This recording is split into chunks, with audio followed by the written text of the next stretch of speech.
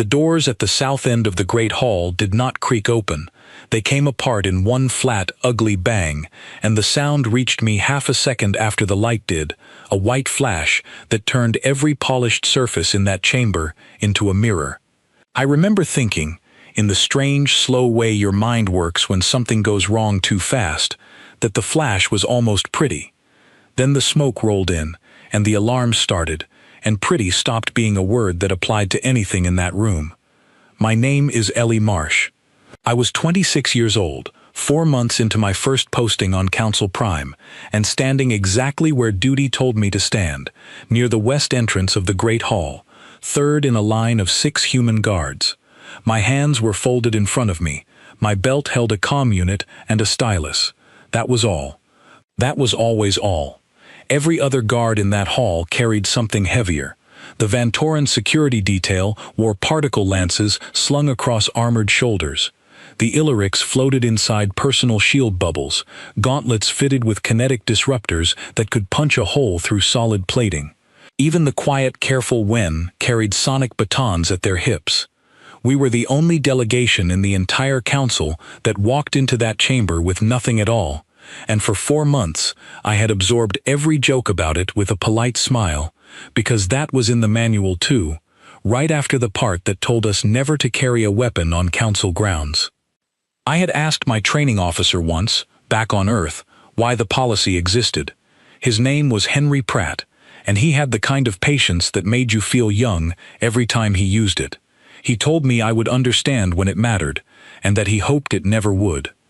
It mattered 4 months later, at 11:14 in the morning, during a session about shipping lanes that nobody in that room actually wanted to be awake for.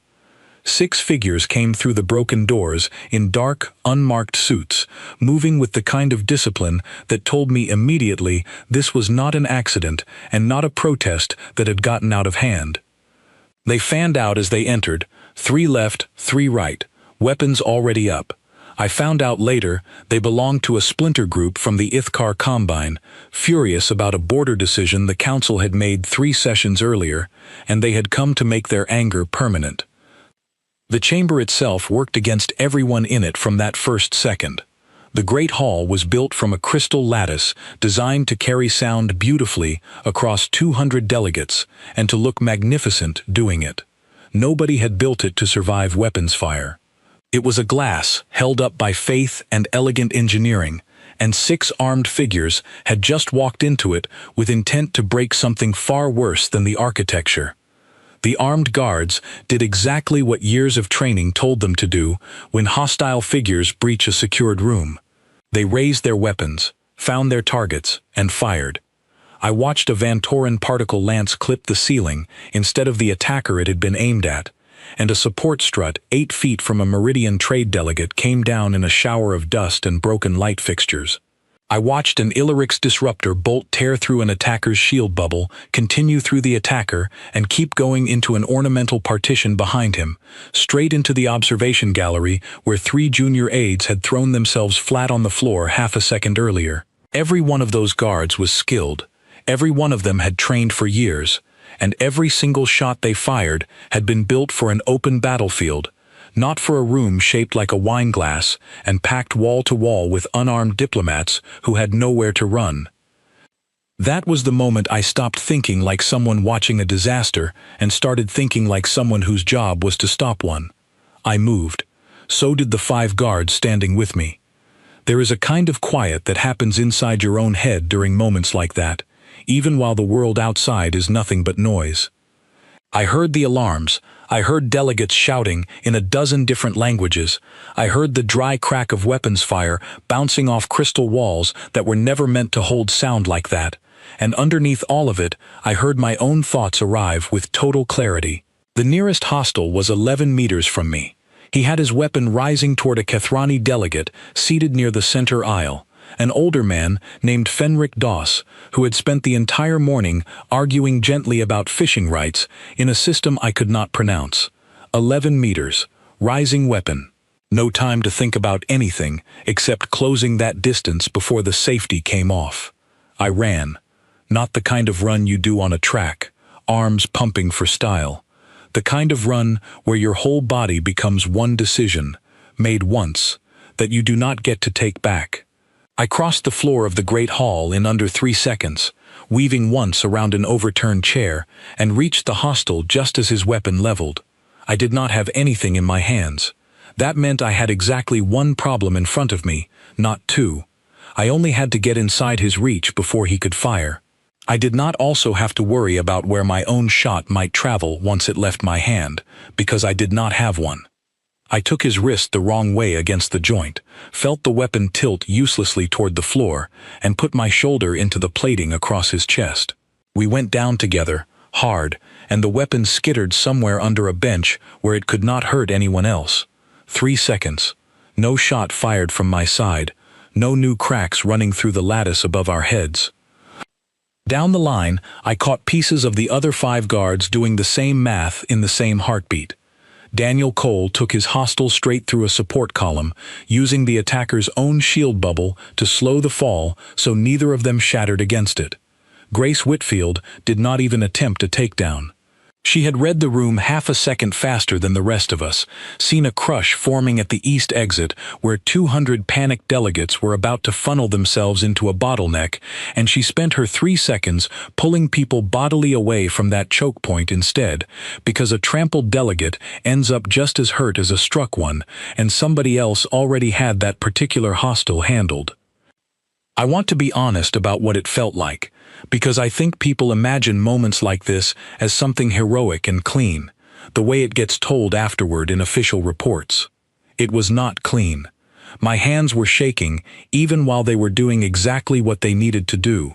The man under me was still trying to twist free, and for one long second I felt the full weight of how easily this could still go wrong, how one better angle from him and I would be the one on the floor instead. Training does not remove fear, it just gives fear somewhere useful to go. Behind me, the armed guards were adjusting too, though slower than I would have liked. Once the fight turned into a tangle of bodies at close range, there was no clean shot left for anyone to take without risking a friend, and the weapon's fire finally stopped, 4-5 seconds too late for the strut that had already come down and the 2 aides who were already bleeding from broken glass in the gallery above. Oliver Hunt reached the 4th hostel just as he tried to trigger something strapped across his own chest, some kind of device none of us had time to identify. I heard Oliver shout a name that was not mine, a warning meant for whoever was closest, and I turned in time to see Charlotte Ames throw herself forward and pull 3 stacked conference chairs over both herself and the device in the same motion, smothering whatever it was under her own weight and a few 100 pounds of furniture. The sound that followed was not an explosion. It was smaller than that, a hard flat crack and a burst of heat that scorched the floor tiles black in a circle no wider than a dinner table.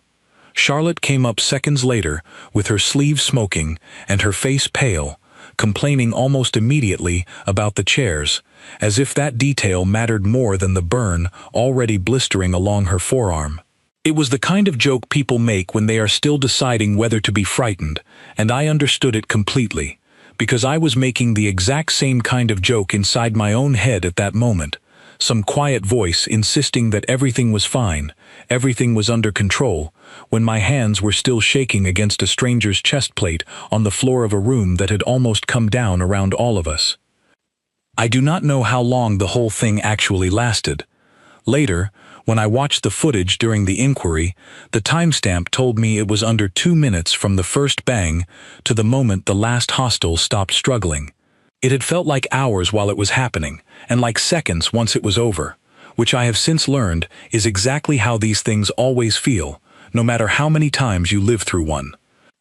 What I remember most clearly, more than the smoke or the noise or the shaking in my own hands, is the silence that came after. Not true silence. Alarms were still going. Somewhere a delegate was crying, quietly, the kind of crying that happens after fear has nowhere else to go. But underneath all of that was a different kind of quiet, the kind that comes when a room full of people who thought they understood how safety worked realize they had gotten it wrong, and are trying to work out, in real time, what that means for everything they believed about the world an hour earlier. I was still kneeling on the floor with my knee against a hostile shoulder blade, keeping him down without needing anything sharp or loaded to do it, when I looked up and found Fenric Doss staring back at me.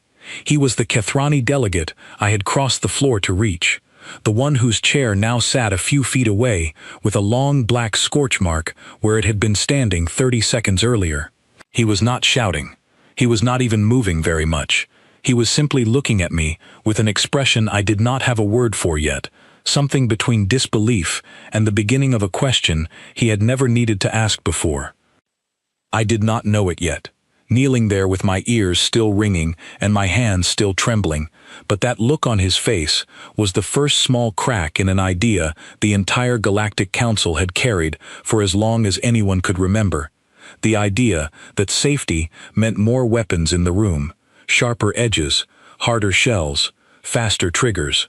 It would take longer than that morning for the crack to widen into something the whole council could see clearly, but it started there, on the floor of a broken chamber, with an old delegate staring at an unarmed guard who had just crossed 11 meters in 3 seconds and stopped a threat without adding a single new wound to a room that already had too many.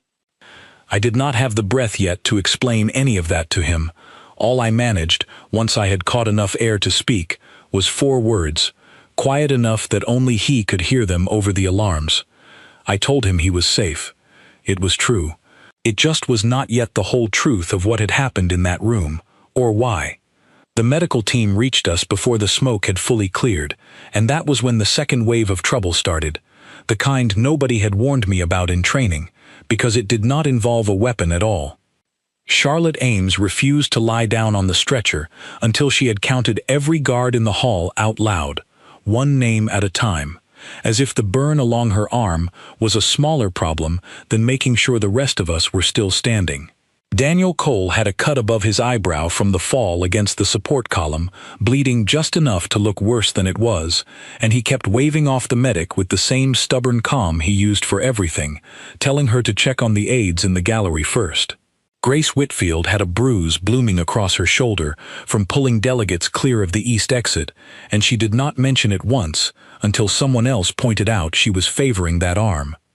I had nothing visible wrong with me at all, which somehow felt worse. My hands would not stop shaking, even minutes after the last hostile had been secured and led away under guard, and I remember standing near the west entrance again, back in the exact spot I had started the morning, staring at the scorch mark where Fenric Doss's chair used to be, and feeling like the ground under me had tilted 3 degrees and never quite settled back level. Oliver Hunt found me there. He was the kind of guard who always seemed a step calmer than the rest of us, not because nothing bothered him, but because he had a habit of putting his own reactions somewhere quiet until later. He did not ask if I was fine. He just stood next to me for a moment, looking at the same scorch mark, and said that the shaking would stop on its own in about an hour, and that it did not mean anything was wrong with me. It meant the opposite. He told me the day someone stopped shaking after something like that was the day to actually worry. I believed him, mostly because he had clearly been through this exact conversation with someone else before, maybe with himself. The council convened an emergency session less than 3 hours later, not in the Great Hall, which was now sealed behind engineering seals and structural inspectors, but in a smaller secondary chamber built for exactly this kind of contingency. I was not required to attend. Junior guards rarely were, but Ambassador Lucas Bennett, the senior human diplomat on Council Prime, asked for me by name, along with the other 5 guards who had been on the floor that morning, and when an ambassador asks for you by name, you go. Lucas Bennett had the look of someone who had spent decades in rooms exactly like that one, calm in a way that had nothing to do with the situation actually being calm. He met us outside the chamber doors before we went in, and the first thing he said was not about the incident at all. He asked each of us, one by one, whether we were actually able to sit through what was about to happen, because it was going to involve watching the footage again, from angles we had not yet seen, in front of representatives from every species on the council. Charlotte said she wanted to see it. Daniel said the same. I said yes before I had fully decided whether it was true, because saying no felt like admitting something I was not ready to admit yet. Inside, the chamber held maybe 40 delegates instead of the usual 200, but it felt more crowded than the Great Hall had that morning, because every single one of them was looking directly at the six of us as we took our seats along the side wall. The footage played from 4 different angles at once, stitched together into a single view that made the whole incident feel even faster than it had actually been living through it. I watched myself from a camera near the ceiling, a small gray figure crossing 11 meters in under 3 seconds, and it did not look brave from that angle. It looked almost simple, almost obvious, the kind of motion a body makes when it has practiced the same motion 10,000 times before it ever mattered. That was the part nobody outside the human delegation seemed to understand yet, and it was the first thing Lucas Bennett tried to explain once the footage stopped. He stood at the front of the chamber, hands folded exactly the way ours always were, and told the assembled delegates that what they had just watched was not an accident of bravery. It was the result of a training pipeline that had existed inside the human diplomatic corps for 3 generations. One that almost never made it into any recruiting material because it was not glamorous enough to advertise. He called it close quarters resolution, and he said it had one very simple goal behind all of the technical language, which was to give a person the ability to stop a threat inside a crowded, fragile room without ever needing to fire anything that could travel past the threat and hit someone else. A Vantoran delegate near the front, a broad-shouldered attaché named Kalor Thex, was the first to speak once Bennett finished. He had commanded the Vantoran security detail that morning, the same detail whose particle lance had brought down a support strut 8 feet from an innocent delegate, and I watched his jaw tighten as the footage replayed that exact moment on the display behind Bennett's shoulder. Kalor Thex did not sound angry, not exactly. He sounded like someone doing arithmetic he did not want to be doing, and getting an answer he did not like. He asked how it was possible that 6 guards carrying nothing at all had ended the threat faster and with less damage than 6 guards carrying some of the most advanced weapons in the Council's arsenal. He did not ask it as an insult. I think, looking back, he already suspected the answer and simply needed to hear someone else say it out loud before he could accept it. Bennett did not flinch from the question. He said that a weapon, once it leaves a hand, cannot be corrected. It travels in a straight line until it hits something, and in a room shaped like the Great Hall, that something is not always the intended target.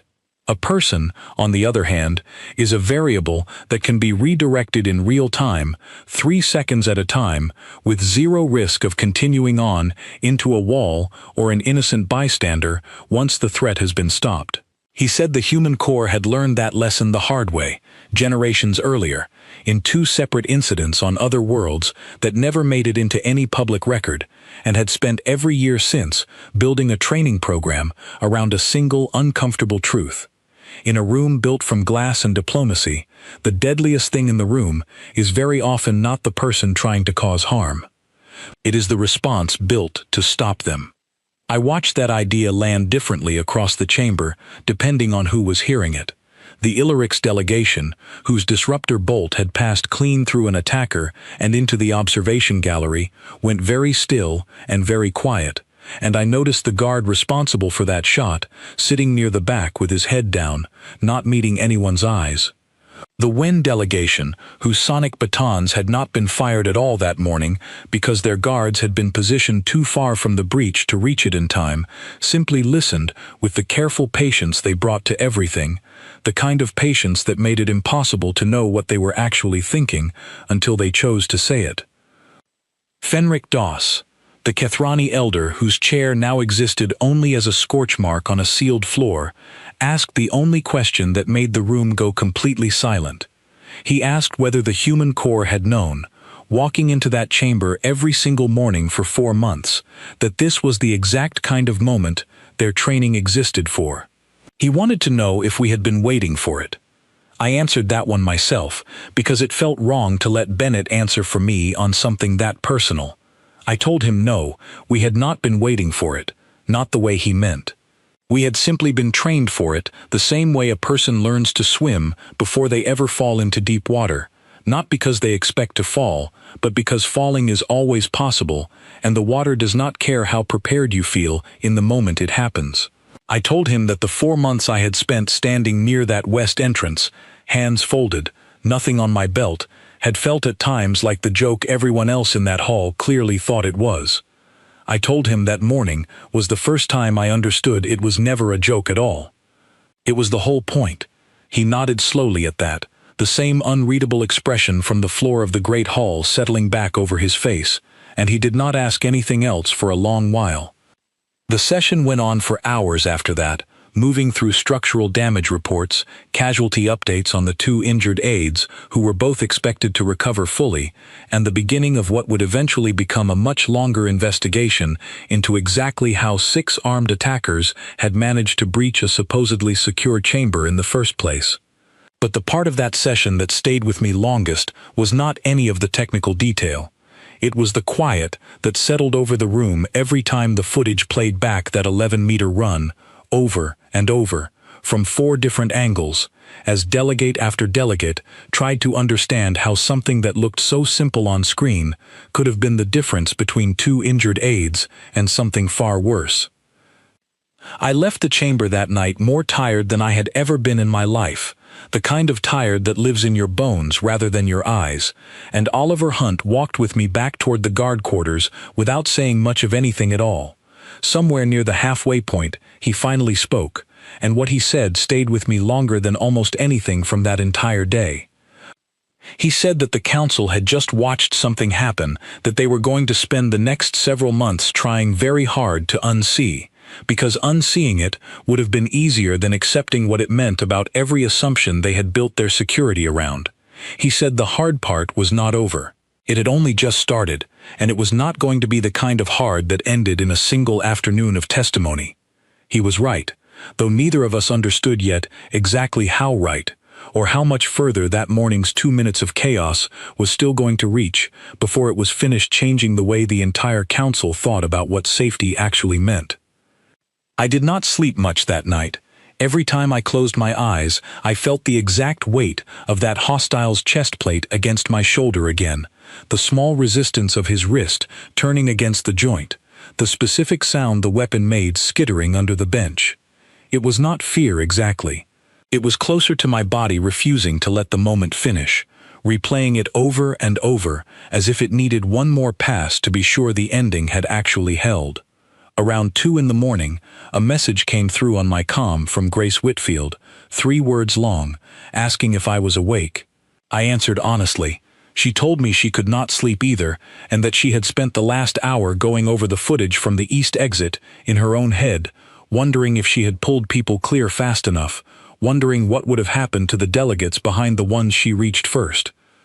I told her what Oliver had told me earlier that evening, that this kind of replaying was not weakness, it was simply what a mind does after being asked to make life or death decisions in 3-second windows, and that it would ease with time even if it never fully disappeared. She sent back a single line that made me laugh for the first time since the doors came apart that morning. She said if this was what being fine felt like, she would hate to see the version of us that was not fine. The next morning brought a request I had not expected. Ambassador Bennett wanted the 6 of us to walk the Great Hall with the structural engineers before repairs began, so that our account of exactly where we had been standing and exactly how far we had traveled could be matched against the physical evidence still visible in the room. It felt strange, standing in that broken chamber in daylight, seeing the scorch mark where Fenric Doss's chair had been, seeing the support strut still lying where it had fallen, dust settled over it like it had been there for years instead of one day. Kaelor Thex was there too, walking the same route with his own engineers, measuring the exact angle his guard's particle lance had traveled before it clipped the ceiling.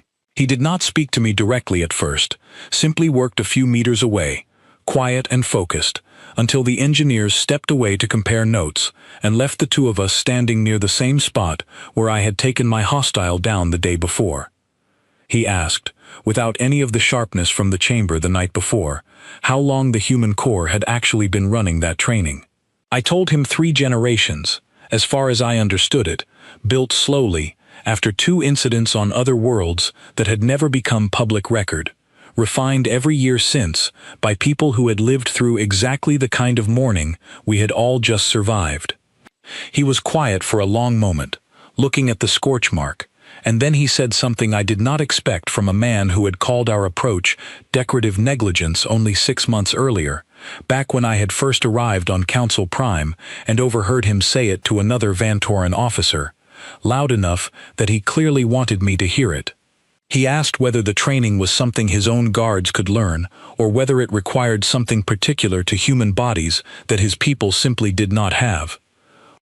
I told him the truth, which was that I did not know the full answer, but that Ambassador Bennett would, and that if he was serious about the question, he should ask it in exactly those words, because I had a feeling it was going to matter far more than either of us understood yet, standing there in a room still smelling faintly of smoke, looking at the exact spot where an old delegate's chair no longer existed. 3 weeks after the breach, the investigation into the Ithkar splinter group turned up something none of us had expected, and it arrived at exactly the wrong moment to let anyone rest easy about what had happened in the Great Hall. I was called into a briefing room on the 4th level of the security wing, along with Daniel Cole, Grace Whitfield, and a council intelligence officer named Priya Nandan, who handled cross-species threat assessment and had the tired, careful manner of someone who had spent years reading reports that never had good news in them. She laid a data slate on the table between us and told us, without any preamble at all, that the 6 attackers who breached the chamber that morning had not been the whole plan. They had been the visible half of it. According to signal intercepts recovered from one of the restrained attackers, the breach in the Great Hall had been designed from the start to draw every available security asset toward a single point, the south entrance, while a second, smaller team attempted something far quieter on the level beneath the chamber, in the archive vault that held the original signed copies of every accord the Council had ratified in the last 100 years. If that second team had succeeded, the physical loss would have been survivable. The real damage would have come from what they intended to do once inside, which was to alter the archived language of the Perimeter Accord itself, the same agreement that had been under quiet, boring discussion in the Great Hall when the doors came apart. Priya told us the second team had, in fact, gotten as far as the outer archive door before something stopped them, and the reason it stopped them was not a council guard at all. It was an alert triggered by an unassuming clerk named Nora Whitcomb, who worked nights cataloging Accord amendments and had noticed an access request routed through a channel that should not have existed. She had not been armed either. She had simply noticed something wrong and had the presence of mind to seal the vault doors manually before anyone official arrived to help her. I remember sitting in that briefing room, absorbing the size of what almost happened, and feeling the same tilted, uneven ground under me that I had felt standing near the west entrance the morning of the attack. It was one thing to understand that 6 people had tried to hurt 200 delegates in a room built like glass. It was another thing entirely to understand that the entire visible attack, the smoke and the alarms and the 11-meter run that had reshaped how the whole council thought about security, had only ever been a distraction from something quieter and in some ways far more dangerous. Grace asked the obvious question, the one I had not managed to form yet. She asked whether the second team had been caught, or whether they were still out there somewhere on Council Prime, waiting for another distraction good enough to try again. Priya told us 3 of the 4 members of the second team had been apprehended within hours of Nora sealing the vault. The 4th had not. His name, as far as the intercepts could confirm, was Vorn Cade, and he was believed to be the one who had planned both halves of the operation from the beginning. He had not been in the Great Hall that morning at all. He had been in the archive corridor the entire time, and when the vault sealed in front of him, he had simply turned around and walked away before security response even arrived on that level, blending into the ordinary flow of staff, moving between shifts as if he belonged there. That was the moment the investigation stopped being a matter of understanding what had already happened and became a matter of stopping something that might still be coming. Ambassador Bennett called an expanded briefing that evening, this time including senior officers from every delegation with security presence on Council Prime, Kaylor Thex among them, along with a WEN officer I had not met before named Ilsa Bram, whose calm, unreadable manner reminded me instantly of the way her whole delegation had sat through the emergency session 3 weeks earlier. Bennett laid out what Priya had told us, and then said something that changed the tone of the entire room. He said that Vorn Cade's continued freedom was not simply an intelligence failure. It was, in his view, a second test of the exact same weakness the first attack had already exposed. Because if Cade intended to try again, he now knew precisely how the Council's various security forces reacted under pressure, which corridors emptied fastest during an alarm, which delegations moved slowest, and which ones, like the human contingent, moved differently than everyone expected. Bennett believed Cade would not repeat the same approach. He would study what had gone wrong the first time and adjust, the same way any capable planner would, and that meant the next attempt, if it came, would be built specifically to exploit whatever gaps remained once the obvious ones had been closed. Kaylor Thex, to his credit, did not argue with any of it. He asked instead what Bennett recommended, and I understood in that single question just how far his thinking had shifted since the scorchmark conversation in the Great Hall 3 weeks earlier. He was not defending his delegation's approach anymore. He was asking how to fix it. Bennett recommended a joint security review, every delegation contributing its own protocols and weaknesses honestly, without the usual posturing that came with admitting a gap in front of rivals. It was, he said, the only way to close the exact seams Cade would be looking for. Kaylor agreed immediately. Ilsa Bram agreed a moment later, quieter, but just as firm. Within a week, that review became the framework for what would eventually be called the Unified Protection Accord, though none of us knew that name yet. Sitting in that room, with the weight of an attacker still loose somewhere on Council Prime. The review itself moved fast, faster than anyone expected from an institution that usually took months to agree on meeting times. But speed did not mean safety, and 11 days after Priya's briefing, it became clear exactly why Bennett had been so certain Cade would come back. I was on a different assignment that day, posted not in the Great Hall, which was still under repair, but in the smaller administrative wing, where visiting delegations processed credentials before council sessions.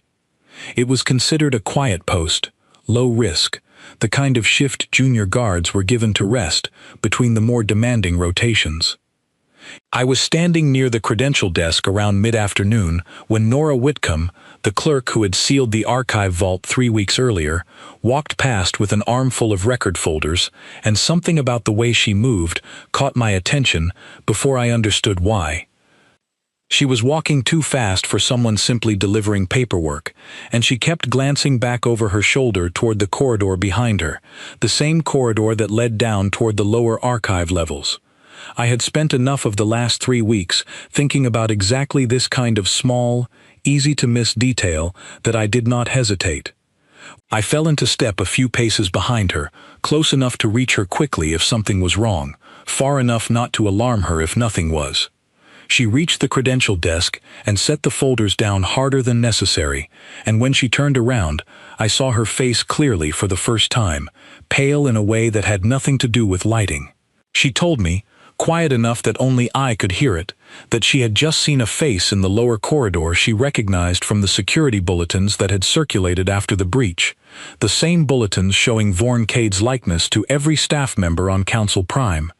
She said he had been wearing a maintenance uniform, moving with the unhurried confidence of someone who belonged exactly where he was, and that if she had not spent 3 weeks staring at his image every time she closed her eyes, she would never have looked twice. I got word to Daniel Cole and Grace Whitfield through my comm within seconds, and to Priya Nandan's security office a moment after that, and then I did the only thing that made sense with the information I had. I did not chase the corridor alone. 4 months earlier I might have. But everything I had learned since the breach, everything Bennett had said about a planner who studied mistakes and adjusted around them, told me that chasing a single lead, alone, without support, without knowing what waited around the next corner, was exactly the kind of overconfidence a planner like Cade would be counting on. Instead, I stayed with Nora, walked her to a secured office 2 doors down, and waited with her until Priya's team arrived to take her statement properly, while Daniel and Grace moved to cover the 2 most likely exit routes from the lower corridor, working from nothing more than instinct and the layout maps we had all studied since the joint security review began. It took 11 minutes for security teams from 3 different delegations, Human, Vantoren, and Wen, to converge on that lower level, moving together instead of separately, for what I later learned was the first time in the Council's history that 3 species security forces had coordinated a single response in real time without waiting for a formal joint command structure to authorize it. Kaelor Thex himself led the Vantoren half of that response, and Ilsa Bram brought 2 Wen officers down through a maintenance shaft that nobody outside her delegation had even known existed until that afternoon. They found the maintenance uniform folded neatly inside an access panel 3 corridors deeper, along with a data spike that Priya's analysts later confirmed had been prepared to interface directly with the archive systems, carrying code designed to alter Accord language in ways subtle enough that no one would have noticed for months, possibly years, until a dispute arose and someone finally checked the original wording against what the record actually said. They did not find Vorn Cade. He had slipped out through a service exit 8 minutes before the joint team arrived, close enough that Daniel Cole found a still warm cup of recycled water sitting on a maintenance cart near the exit, evidence that he had been there recently enough to almost be caught, and far enough gone that chasing him further into the lower levels risked exactly the kind of scattered, uncoordinated pursuit that had let him vanish the first time. I stood in that corridor afterward, looking at the empty access panel where the uniform had been folded with a kind of careful precision that unsettled me more than anything about the breach itself, because it told me Cade was not simply desperate or angry. He was patient, methodical, and willing to wait as long as it took for the next gap to open. Kaelor Thex stood beside me for a long moment, both of us looking at that panel in silence, before he finally said something that stayed with me the rest of that day. He said that 3 weeks earlier, his people would have called this a failure, because Cade had gotten away again, but he no longer saw it that way. 3 separate delegations, each of whom would have moved alone and probably too slowly a month earlier, had converged on a single threat within 11 minutes, coordinated a search across territory none of them fully controlled, and come within 8 minutes of ending the entire problem before it went any further. He said that was not the story of a failure. It was the story of exactly how much had already changed since a broken door and an 11-meter run had forced every delegation on the council to admit their old assumptions had never been as safe as they believed. I did not feel as certain as he sounded, standing in that corridor with an unanswered threat still loose somewhere on Council Prime, but I understood, for the first time since the doors came apart 3 weeks earlier, that whatever Vorn Cade was planning next, he was no longer planning it against a council that reacted the same way twice. Priya's analysts spent the next 2 days pulling apart the data spike recovered from the maintenance corridor, and what they found inside it changed the shape of the entire investigation. The code was not a blunt instrument built to erase or destroy anything. It had been written with a patience that unsettled even the analysts who studied threats like this for a living. It was designed to alter a handful of specific clauses within the perimeter accord, changes small enough that no automated review would ever flag them, phrased in language close enough to the original wording that even a careful human reader might skim past the difference without noticing. The only way anyone would have caught it was if a dispute arose years later and someone went back to compare the current wording against an older archived copy, by which point the falsified version would have already been treated as the accepted truth for however long it took someone to look. That discovery told Priya something important about who Vorn Cade actually was. He was not simply an angry man acting out of grief over a border ruling. He had access to legal language specialists, cryptographic tools that should not have existed outside official council channels, and enough patience to build a plan that measured its success in years rather than hours. Whoever had been funding the splinter group behind him had resources that went far beyond a handful of frustrated border communities, and that meant the 6 attackers who had breached the Great Hall 3 weeks earlier had likely never known the full shape of what they were actually part of. They had been the visible sacrifice, sent in loud and armed, precisely so that everyone watching would assume the danger had already passed once they were stopped. I found that thought harder to sit with than almost anything else from those 3 weeks. It meant the 6 men and women restrained on the floor of the Great Hall that morning, the ones whose fear I had felt in my own hands as I held one of them down, had likely believed they were the whole plan, dying or being captured for a cause they thought mattered, without ever knowing they were only ever meant to be noise covering something quieter happening 2 floors beneath them. Grace Whitfield said something to me that night that I have carried with me since, sitting together in the guard mess hall long after most of the level had gone quiet for the evening shift change. She said the hardest part of this job was not the 3 seconds where your body does exactly what it was trained to do. It was everything that came after, all the slow hours of understanding just how much bigger the picture had been than what you could see standing in the middle of it, and learning to live with the fact that doing everything right in your own 3 seconds sometimes only means you stopped one small piece of something much larger still moving in the dark. I did not have an answer for her that night. I am not sure there was one to give, but I understood, sitting there with the mess hall lights dimmed for the evening and the memory of that folded maintenance uniform still fresh in my mind, that whatever came next was not going to be solved by another 11-meter run, no matter how fast or how clean it was. It was going to require every delegation on the council working together in ways none of them had ever needed to before, to close a door that a patient man named Vorn Cade was still somewhere out there, quietly, carefully, looking for a way back through. Kaylor Thex requested a full copy of the Human Core Close Quarters curriculum that same week, the one Bennett had first mentioned during the emergency session, and he did not ask for it quietly or through official channels this time. He stood in front of the Joint Review Committee and said, in front of every delegation present, that his own guards would begin training under it within the month, regardless of what the wider review eventually recommended for everyone else. Ilsa Bram made the same request for her WEN officers 2 days later, and by the end of that week, 3 separate delegations had committed to a training program that, 6 months earlier, half the council had quietly considered a curiosity at best and a liability at worst. None of us knew yet whether it would be enough or whether Vorn Cade's patience would outlast the council's newfound willingness to change. But for the first time since the doors came apart in the Great Hall, I went to sleep that night without replaying the 11-meter run over and over in my head. Instead, I found myself thinking about Nora Whitcomb, an unarmed clerk who had noticed one wrong detail in an access log and quietly sealed a vault door before anyone official arrived to help her.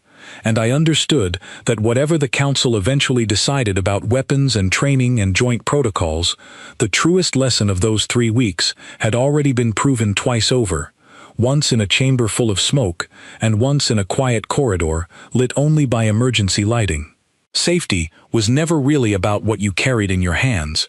It was about who was paying close enough attention to notice when something in the room had quietly gone wrong. 6 weeks after the maintenance corridor, Priya Nandan called me into her office alone, without Daniel or Grace this time, and the moment I saw her expression, I knew whatever she had found was not going to be an easy conversation. She told me the joint investigation had finally traced the funding behind Vorn Cade's operation, and that the trail did not end with the Ithkar Combine at all. It ended with a private trade consortium operating 3 jump points away, one that stood to gain enormously if the Perimeter Accord's shipping lane allocations shifted even slightly in their favor, exactly the kind of shift a quietly altered clause could produce without anyone noticing for years.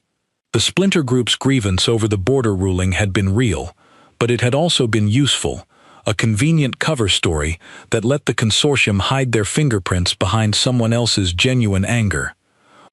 What worried Priya more than the funding itself was a second detail her analysts had uncovered only that morning. Vorn Cade had been seen, 3 days earlier, boarding a transport bound not away from Council Prime, but toward it, using a false identity good enough to pass standard credential checks. Wherever he had been hiding since the maintenance corridor, he was coming back, and the only session significant enough to justify that kind of risk was the final ratification vote on the Perimeter Accord, scheduled to take place in the newly repaired Great Hall in 4 days. I asked her the question that had been sitting in my chest since she said his name. I asked why he would come back in person at all, when he could simply wait for another quiet opportunity the way he had the first time. Priya said her best guess, and she was careful to call it a guess, was that the Joint Security Review had already closed too many of the quiet paths he once had access to. The corridors he used to move through unnoticed were watched now. The maintenance panels were checked twice a shift instead of once a week. If his patient, invisible approach no longer worked, he might be shifting towards something faster and more direct, betting that the Council's guards, however much they had improved in 6 weeks, would still hesitate at the sight of him walking into the Great Hall in plain view, because nobody expects the person responsible for an attack to simply walk back through the front door. Ambassador Bennett convened the Joint Security Committee that same afternoon, and this time the room held representatives from 11 delegations instead of 3, a number that would have seemed impossible 2 months earlier.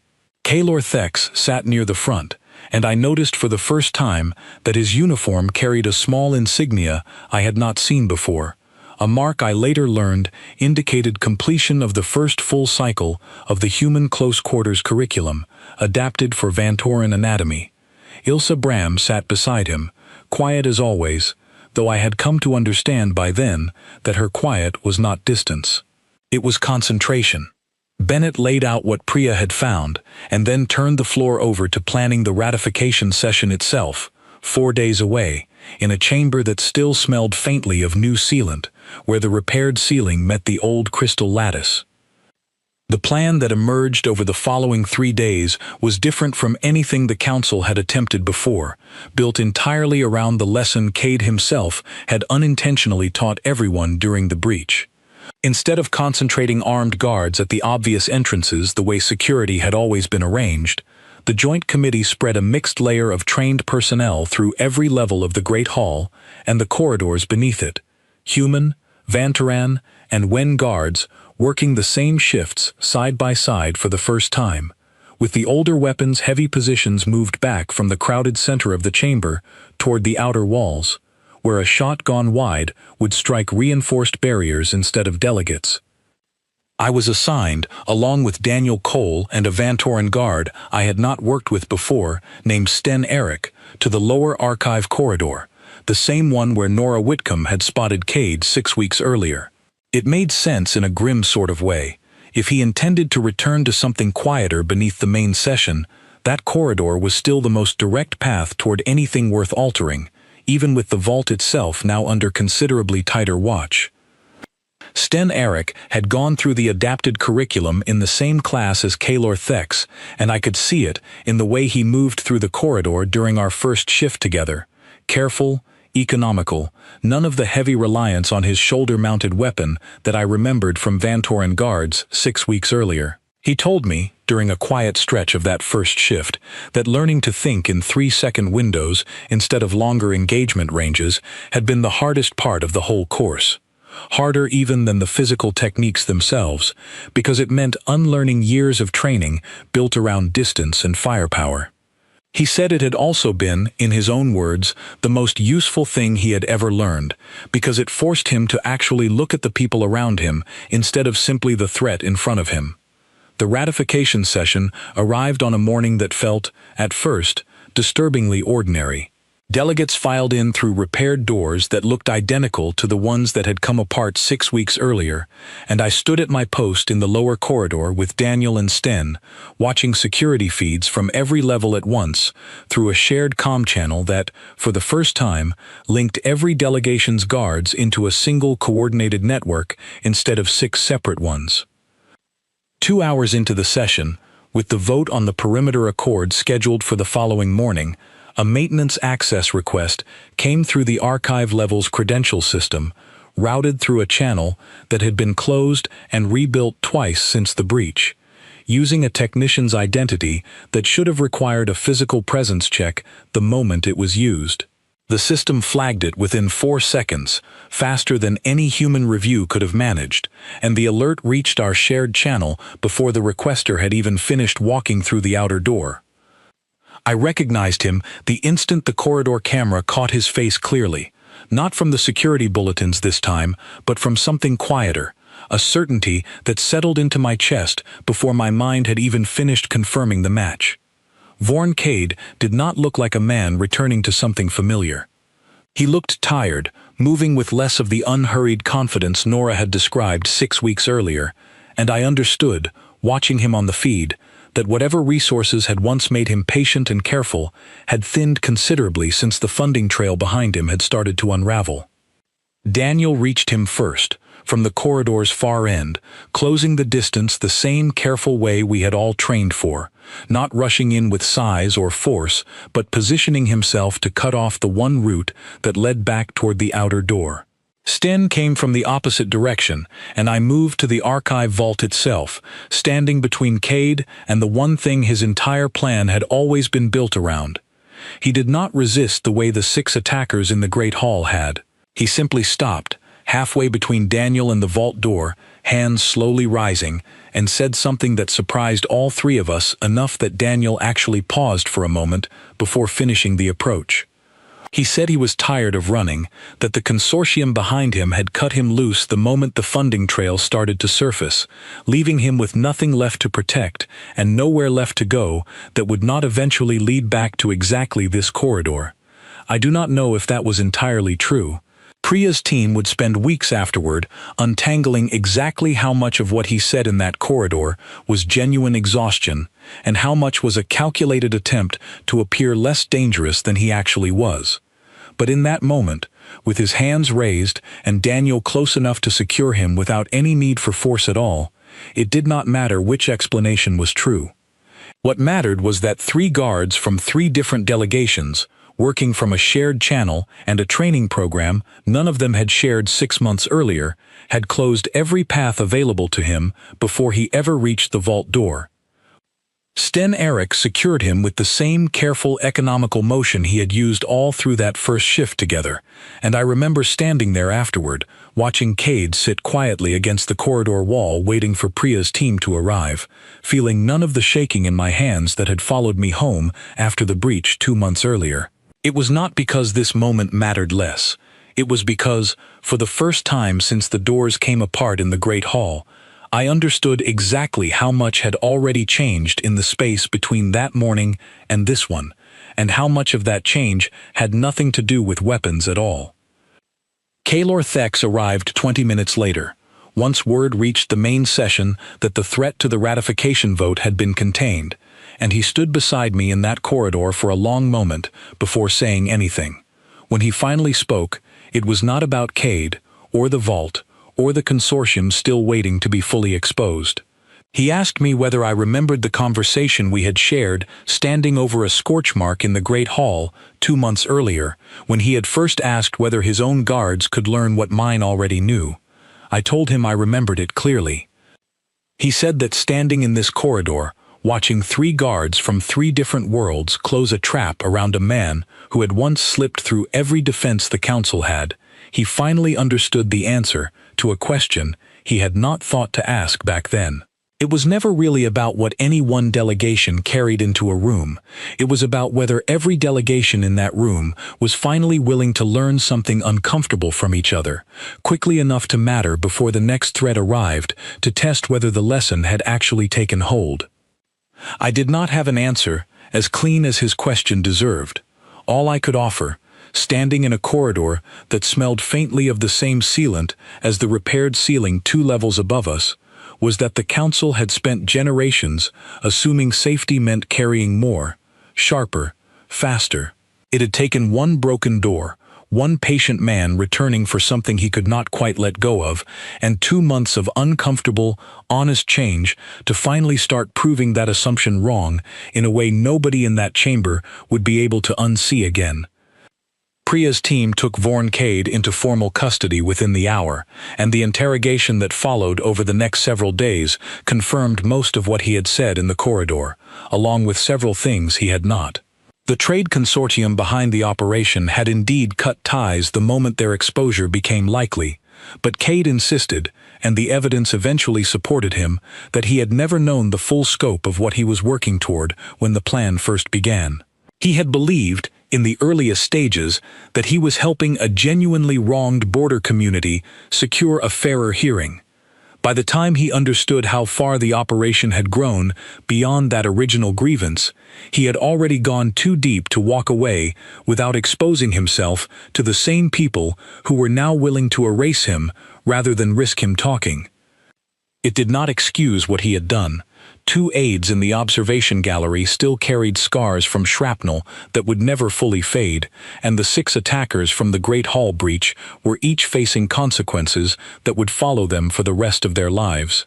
But it did complicate the simple story the council had told itself for 2 months, the story of one determined villain against an unprepared institution, and Ambassador Bennett made a point of saying so during the closing session of the Joint Security Review, held 4 days after Cade's capture in the same repaired chamber where the ratification vote had finally passed without incident. Bennett stood before the assembled delegations and said that the consortium's willingness to use a genuine grievance as cover for a much larger scheme was, in some ways, a more dangerous lesson than the breach itself, because it meant the next threat the council faced might not announce itself with smoke and broken doors at all. It might arrive quietly, wearing the shape of a cause that seemed reasonable on its surface, funded by people who never intended to be seen. He said the same principle that had saved the Great Hall 2 months earlier applied here as well. Safety did not come from assuming you already knew what danger looked like. It came from staying close enough, attentive enough, coordinated enough across every delegation present that something wrong could be noticed and stopped before it finished becoming something worse. I sat near the side wall during that closing session, in the same seat I had taken during the very first emergency hearing 2 months earlier, and I found myself thinking about Nora Whitcomb again, the clerk who had noticed one misrouted access request and sealed a vault door before anyone official arrived to help her.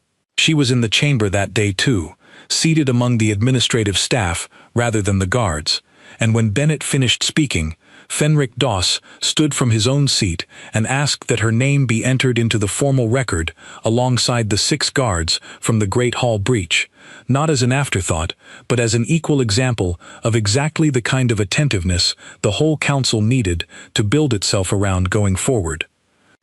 The motion passed without a single objection, and I watched Nora's face while it happened. The same pale, quiet unease from the corridor 6 weeks earlier, replaced by something that looked almost like disbelief, the particular kind that comes when you finally understand that a small, ordinary choice you made under pressure mattered as much as anyone with training and rank ever had. A full year passed before the council finally finished what everyone had started calling, informally at first, and then in official documents, the Unified Protection Accord, and I spent most of that year watching a slow, uneven, occasionally frustrating process turn into something none of us had quite believed possible the morning the doors came apart. It did not happen smoothly. There were delegations who resisted longer than others, security officers who felt, understandably, that admitting a gap in their own methods was closer to an insult than a lesson.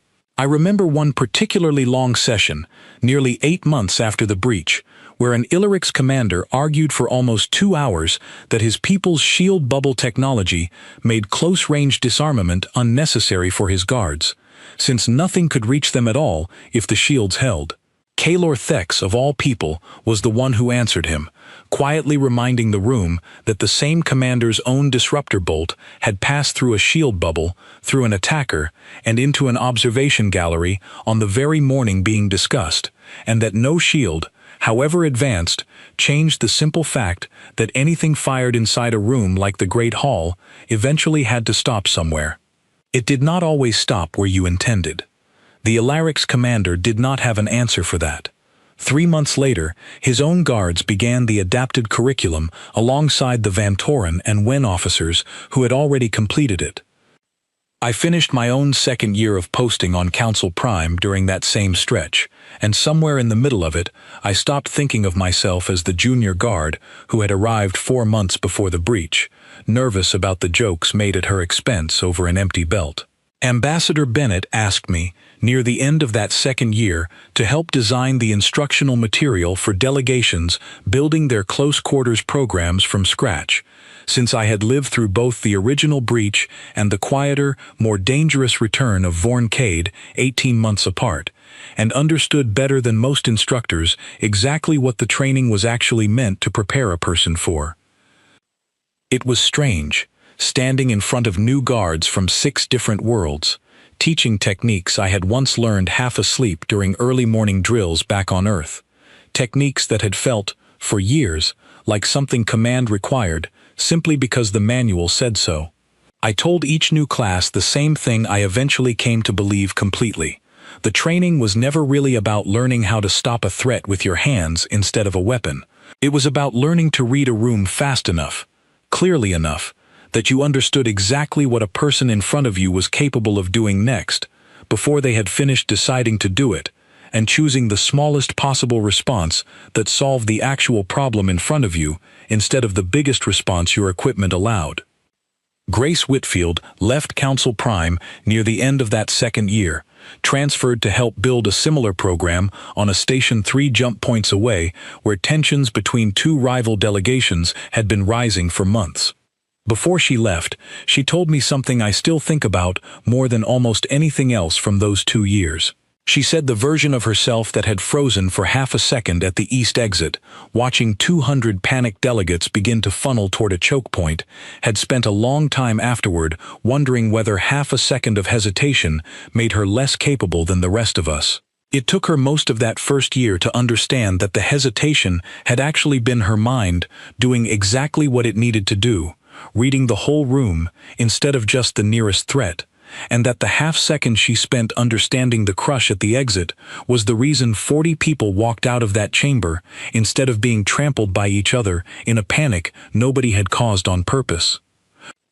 Daniel Cole stayed on Council Prime, eventually taking over training coordination for the human contingent entirely, a role that suited him far better than any of us expected from someone who had always seemed most comfortable simply doing the work quietly rather than explaining it to others. Charlotte Ames kept the scar from that first morning, a pale line along her forearm from the burn she took smothering a device none of us had fully understood at the time, and she wore it, when anyone asked, less like a wound and more like a small, permanent reminder that 3 stacked conference chairs and quick thinking had been enough that day, when nothing more elaborate was available. I thought often, during that second year, about Fenric Doss, the Kethrani elder whose chair had become a scorch mark on the floor of the Great Hall, and whose quiet question in that first emergency session, asking whether we had known all along this was exactly the moment our training existed for, had stayed with me longer than almost anything else from that day. He retired from active council service about 10 months after the breach, old even by Kethrani standards, but before he left Council Prime for the last time, he asked to see me privately, in a small office near the diplomatic quarters that smelled faintly of the tea his people favored. He told me he had spent much of his long career believing that safety and strength were the same idea wearing different names, that a delegation which carried more and carried it more visibly was simply safer than one that did not.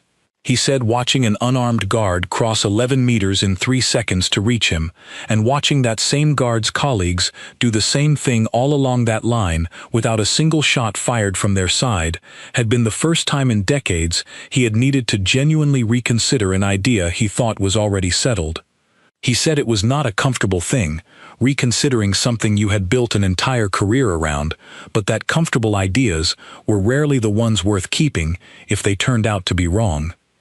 I told him what I had told him during that very first session, that we had never been waiting for that morning specifically, only prepared for the possibility of it the way anyone learns to swim before they fall into deep water.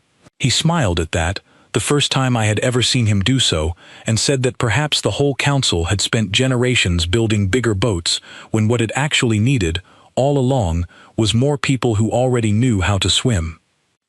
The final ratification of the Unified Protection Accord took place almost exactly 2 years after the doors came apart in the Great Hall, in the same chamber, repaired now so completely that only careful eyes could still find the faint seam in the crystal lattice where the new ceiling met the old. Every delegation with security presence on Council Prime had, by then, completed at least the foundational tier of the adapted curriculum, and the old joke about human guards carrying nothing at all had quietly disappeared from conversation somewhere along the way, replaced by something closer to a standard everyone was now expected to meet, rather than a curiosity everyone once found amusing. I stood at my post near the west entrance that day, in the exact spot I had occupied 2 years earlier, hands folded, nothing on my belt but a comm unit and a stylus, and I watched delegates file in for the vote without any of the tension that had settled over every session in the months immediately following the breach. It was, in the most important way, an ordinary morning, and I understood, standing there, that ordinary mornings were the entire point of everything the last 2 years had cost all of us to build. Kaylor Thex found me during the brief recess before the vote itself, and he told me something that made me laugh out loud for the first time in longer than I could remember.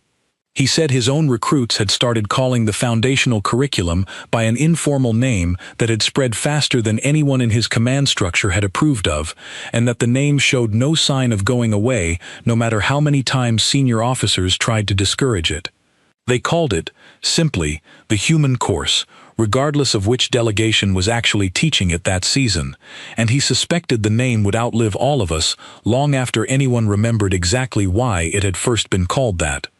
I told him I did not mind the name at all, and that I thought it was, in its own small way, exactly the right thing to be remembered by. Not a weapon, not a piece of equipment advertised for its power, just a name that reminded every new recruit, from every world, that the entire lesson had started with people who trusted their own attention and their own hands enough to walk into danger with nothing else at all. The vote passed that afternoon without incident. The Perimeter Accord finally ratified in its original, unaltered language, exactly as it had been written before a patient man named Vorn Cade ever tried to quietly change a handful of clauses no one would have noticed for years. He remained in council custody, his testimony still helping unravel the last remaining threads of the consortium that had used him, and though I never spoke with him again after that corridor 2 months into the investigation, I found myself, oddly, unable to feel much anger toward him by the time that final vote took place. He had been, in the end, exactly what Bennett once called the 6 attackers who breached the Great Hall, a visible piece of something much larger, sent forward by people who never intended to be seen or held accountable themselves. Priya Nandan's team eventually traced the consortium's leadership to a small group of individuals spread across 4 different systems, none of whom had ever set foot on Council Prime, and none of whom had ever expected the operation to reach far enough that anyone would trace it back to them at all. Their arrest, quiet and largely unpublicized outside the Council's own internal records, closed a case that had stretched across 2 full years and touched more lives than any of the delegates voting on the Accord that afternoon fully understood. Priya told me once, near the end of that process, that the strangest part of the whole investigation was how ordinary the people behind it turned out to be once they were finally found. No dramatic ideology, no grand cause worth the harm they had caused. Just a quiet, patient calculation about shipping lanes and profit margins, willing to use a genuine grievance and a desperate man as tools to get there. I think that ordinariness unsettled her more than almost anything else in the case, because it meant the next threat the council faced might never announce itself as a threat at all, until it was already halfway to succeeding. Nora Whitcomb stayed on at the archive level long after her name was entered into the council's formal record, and I visited her there more than once during that second year, usually late in the evening when the corridors were quiet, and the work felt less like history, and more like the ordinary cataloging it had always been before that one misrouted access request changed everything. She told me, during one of those visits, that she had never once thought of herself as brave, that sealing the vault door had felt, in the moment, like nothing more than common sense applied quickly, the kind of thing anyone would do if they happened to notice what she noticed. I told her that was, as far as I had come to understand, over 2 years of training new guards from 6 different worlds, exactly what bravery actually looked like most of the time. Not a dramatic choice made with full understanding of the stakes, but a small, correct decision made quickly, by someone paying close enough attention to make it at all. She laughed at that, a little embarrassed, and said she still could not quite picture herself standing alongside guards who had trained for years to do what they did that morning. I told her the council no longer drew that distinction as sharply as it once had, and that the newest tier of the curriculum, the one Ambassador Bennett had asked me to help design, now included a module built specifically around her exact situation, teaching administrative staff across every delegation how to recognize the small, easy-to-miss signs of exactly the kind of quiet threat she had stumbled into completely on her own 2 years earlier. She asked quietly whether they had given the module a name yet. I told her they had, and that it was simply called Attentive Response, though most of the staff going through it had already started calling it, informally, the Clerk's Course, in the same spirit as the guards calling theirs the Human Course, and that I suspected both names would outlast the people who first coined them. She seemed to like that more than anything else I told her that evening, and I understood, walking back through the quiet archive corridor afterward, that the truest measure of everything the last 2 years had built was not the Accord itself, or the training programs, or even the joint security network that now linked 11 delegations into a single shared channel instead of 11 separate ones. It was the fact that a night shift clerk, who had once described herself as nothing more than someone who noticed one wrong detail, was now, without any fanfare at all, considered exactly as essential to Council Prime's safety as any guard trained to cross 11 meters in 3 seconds. That evening, after the vote, I walked back through the Great Hall alone, long after most delegates had left for the day, and stood for a while near the spot where Fenric Doss's chair once stood, the scorch mark long since repaired and polished over so completely that nothing remained to mark it at all. I thought about the 4 words I had told him on the floor that first morning, quiet enough that only he could hear them over the alarms. I told him he was safe. It had been true then, in the narrow way that mattered most in that exact moment. But standing in that same spot 2 years later, watching the last of the evening light move slowly across a repaired ceiling that no longer carried any visible reminder of what had almost happened beneath it, I understood the fuller truth that first morning had never quite had room to hold. Safety was never a thing you carried into a room.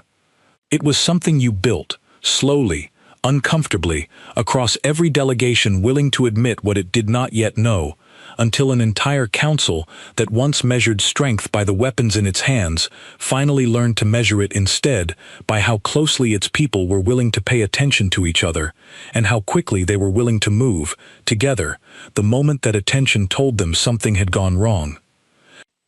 I still stand at the west entrance most sessions, hands folded, nothing on my belt but a comm and a stylus.